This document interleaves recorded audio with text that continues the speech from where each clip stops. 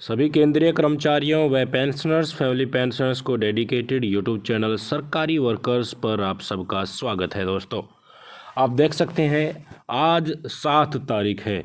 देश के हर राज्य की स्टेट कैपिटल में केंद्रीय कर्मचारियों और पेंशनर्स के हुजूम ने एक बार ये दिखा दिया है कि जो भी मांगे केंद्रीय कर्मचारियों व पेंशनर्स की पेंडिंग है, उनको यूं ही हवा में डिमांड केंद्रीय कर्मचारियों व पेंशनर्स के द्वारा नहीं किया जा रहा।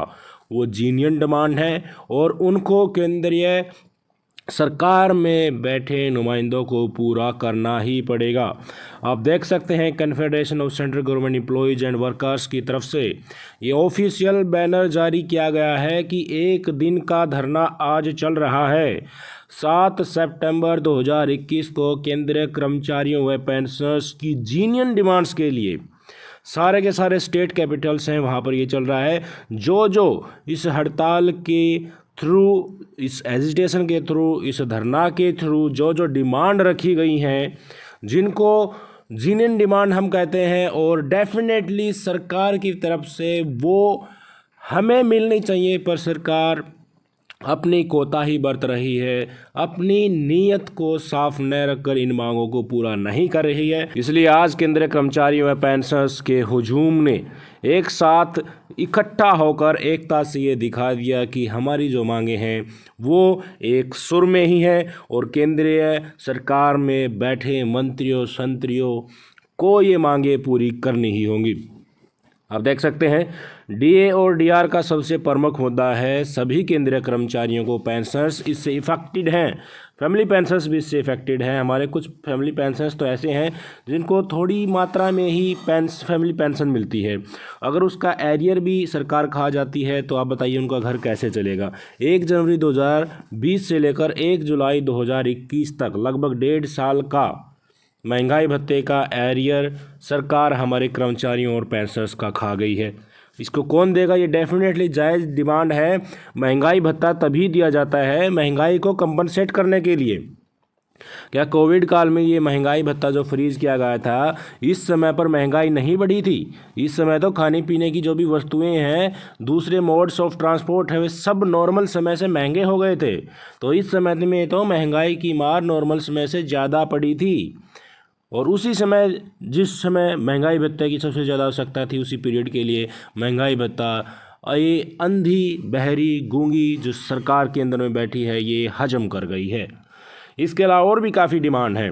कोविड के केसेस के अंदर हमारे काफ़ी बहादुर केंद्रीय कर्मचारियों ने अपनी जान गंवा दी है। तो ये मांग की जा रही है कि इमीडिएटली 15 लाख का कंपनसेशन तो कोविड के रिलेटेड जितने भी हमारे कर्मचारियों की डेथ हुई है उनके परिवार को जल्द से जल्द दिया जाना चाहिए।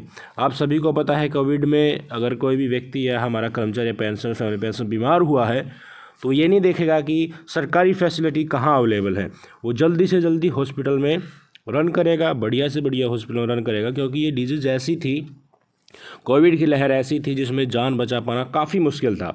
तो इसके लिए जो भी कोविड केस में, कोविड काल में, वही काल जिसमें महंगाई भत्ता फ्रीज किया गया था, लगभग 1.5 साल का समय है, उस टाइम पीरियड में जितने भी हॉस्पिटल्स के बिल्स हैं वो सारे के सारे रिम्बर्स सरकार करे।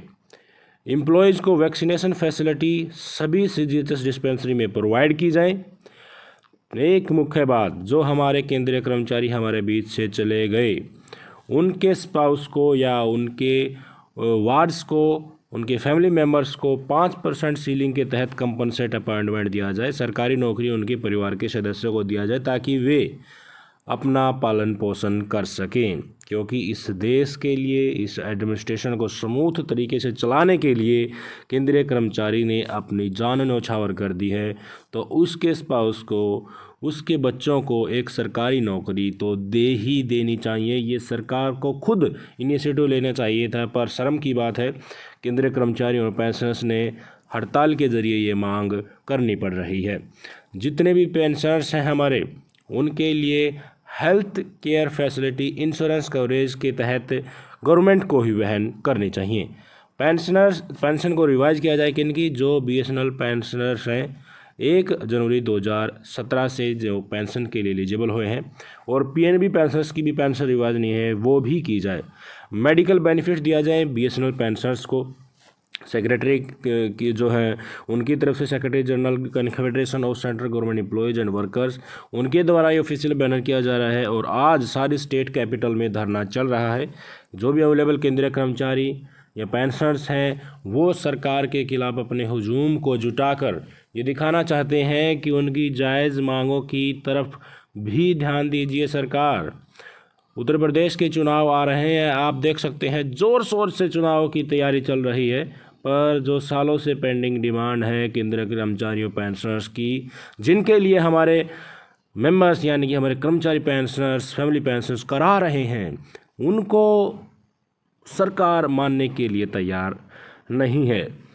ऐसे ही हालत किसानों की बनाई गई है इस सरकार के दौर। आपको पता होगा किस प्रकार से किसान तीनों काले कानूनों को वापस करवाने के लिए लगातार सरकार से गुहार लगा रहे हैं, पर अभी तक कोई भी पॉजिटिव आउटकम नहीं मिला है। तो आप सभी को सोचना चाहिए, अगर हमारे कर्मचारी पेंशनर्स का जो फोर्स है एज़ कम्पेयर टू किसान आंदोलन वो बहुत कम है मैन पावर, तो हमें किसान आंदोलन में किसान नेताओं के साथ बातचीत करके उनके साथ मिलकर हमारी मांगों को मनवाना चाहिए। ये मैं इसलिए कह रहा हूँ क्योंकि मुजफ्फरपुर में जो महापंचायत हुई थी उसमें राकेश टिकैत ने ये कहा था कि कर्मचारियों की पेंशन पर तलवार चलाई जा रही है, जो भी बेनिफिट उन्हें मिलने चाहिए वो नहीं दिए जा रहे हैं। और उन्होंने सभी केंद्रीय विभाग जो हैं जो इस प्रकार से सरकार बेच रही है उनमें करने वाले काम कर्मचारी वो बेरोज़गार होंगे, किस प्रकार से स्टेट गवर्नमेंट की एम्प्लॉयज़ के साथ विश्वासघात हो रहा है, ये तमाम मुद्दे किसान महापंचायत में उठाए गए थे। तो मैं आपको यही सजेस्ट करूंगा कि जितने भी हमारे कर्मचारी पेंशनर्स जो हड़ताल करते हैं वो अकेले जाने के बजाय किसान नेताओं से बातचीत करके किसान आंदोलन के मंच से ही सरकार से अपनी बात मनवाने की कोशिश करेंगे तो सफलता इसमें काफ़ी जल्दी मिलने वाली है। इस सजेशन के ऊपर आपकी क्या राय है कमेंट करके ज़रूर बताइएगा। ऐसी ही रोचक अपडेट के साथ हम आपसे तब तक के लिए विदा चाहते हैं, फिर मिलेंगे आपसे। जय हिंद, वंदे मातरम।